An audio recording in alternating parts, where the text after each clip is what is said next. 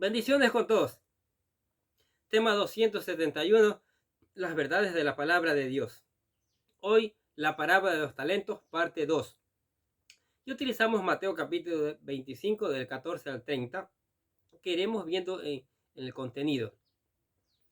Considerando todo lo dicho anteriormente, la parábola relata cómo después de que el Señor partió, cada uno de los siervos se puso a trabajar los talentos que habían recibido. Dice: y el que había recibido 5 talentos fue y negoció con ellos y ganó otros 5 talentos. Asimismo, el que había recibido 2 ganó también 2.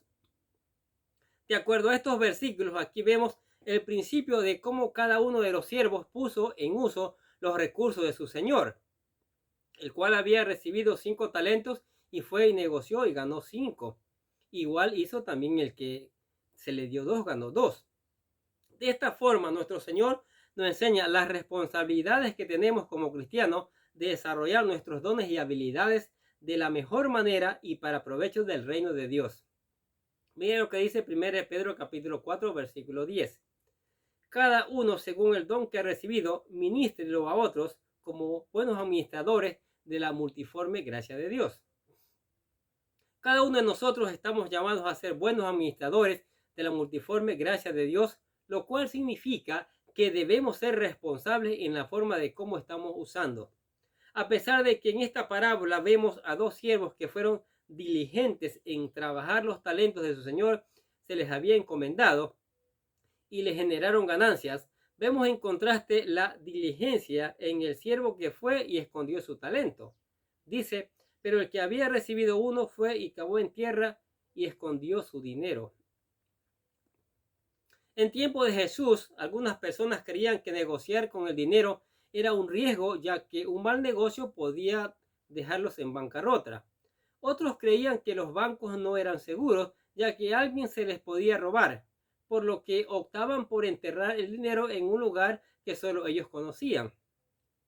Sin embargo, esta opción de esconder el talento fue una acción de total irresponsabilidad que simboliza la actitud negligente de no aprovechar al máximo los dones, habilidades y talentos que Dios nos ha dado.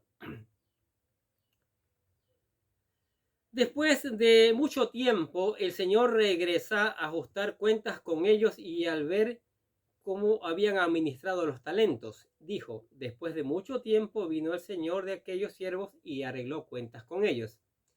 Esta parábola nos enseña que un día nuestro Señor Jesucristo regresará a ajustar cuentas con cada uno de nosotros, y aunque la salvación es gratuita y no es por obras, pero las recompensas serán ganadas en función de lo que hicimos en la tierra.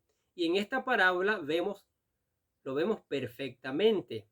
Dice: y llegando el que había recibido 5 talentos, trajo otros 5 talentos, diciendo: Señor, 5 talentos me entregaste, aquí tienes, he ganado otros 5 talentos sobre ellos. El Señor le dijo: bien, buen siervo y fiel, sobre poco has sido fiel, sobre mucho te pondré, entra en el gozo de tu Señor.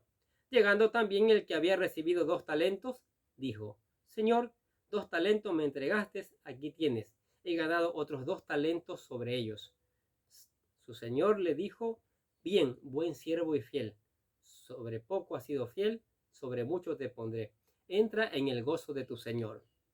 Si nos damos cuenta, en esta parábola vemos que cada uno de los siervos fue recompensado según la obra que habían realizado, lo cual nos enseña que las recompensas en el cielo serán diferentes para cada creyente, esto según la obra que cada uno realizó. Y también el castigo para el siervo negligente que enterró su talento. La parábola no termina sin considerar el castigo que recibe el siervo negligente que fue y escondió el talento de su señor. Dice: pero llegando también el que había recibido un talento, dijo: Señor, te conocías que eres un hombre duro, que ciegas donde no sembraste y recoges donde no esparciste, por lo cual tuve miedo y fui y escondí tu talento en la tierra. Aquí tienes lo que es tuyo. Aquí vemos la excusa que el siervo negligente le da al Señor. Lo reconoció como hombre duro que siembra y recoge donde no esparció, por lo que tuvo miedo y decidió esconder el talento que le había dado para devolvérselo el día de su regreso. Sin embargo, aunque el siervo negligente le regresó el talento, esto desagradó al Señor y por eso fue castigado. Escuche lo que dice. Respondiendo su señor, le dijo: siervo malo y negligente, ¿sabías que ciego donde no sembré y que recojo donde no esparcí? Por tanto, debías haber dado mi dinero a los banqueros, y al venir yo hubiera recibido lo que es mío con los intereses. El Señor llama a este siervo malo y negligente, describiendo el carácter de este. La palabra malo se traduce del griego poneros, cuya raíz sugiere algo cuya esencia e influencia es mala. Y la palabra negligente se traduce del griego otneros, la cual puede hacer referencia a alguien perezoso y con falta de voluntad para hacer algo. Con estas palabras, el pecado de este siervo negligente queda revelado y por su actitud indolente, su castigo queda más que justificado.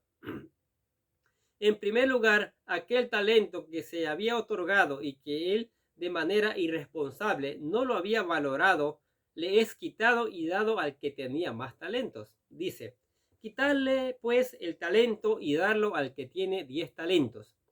A través de esta acción podemos entender mejor las palabras que Jesús dice a continuación: porque el que tiene se le dará y tendrá más, y al que no tiene, aún lo que tiene le será quitado.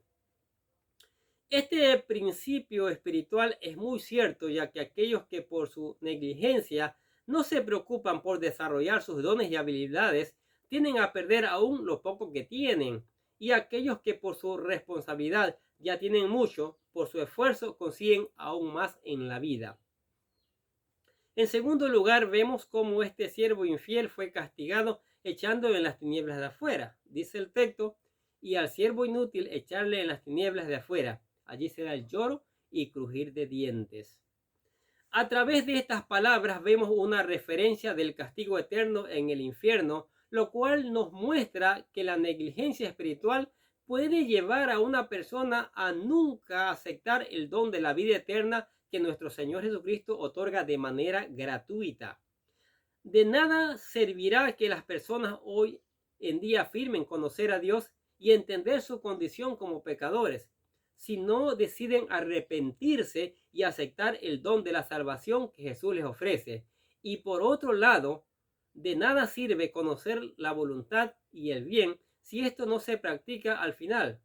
Santiago dice lo siguiente en capítulo 4, versículo 17: el que sabe hacer lo bueno y no lo hace, le es pecado.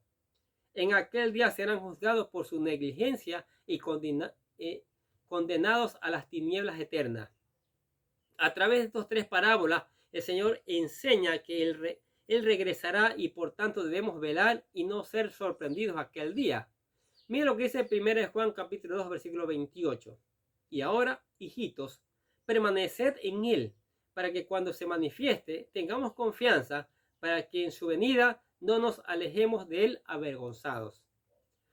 Por tanto, debemos velar, siendo sobrios en nuestra manera de vivir, cuidando nuestra vida espiritual y desarrollando con responsabilidad los dones y habilidades que nuestro Señor nos ha dado para engrandecer su reino y ayudar a nuestros hermanos en la fe. ¿Qué les parece estas verdades de la palabra de Dios? ¿Cuántas personas, cuántos cristianos están mal usando sus dones? ¿Lo han enterrado? ¿Se han enfriado? ¿No hacen discípulos? ¿No evangelizan? ¿No hacen el devocional en casa?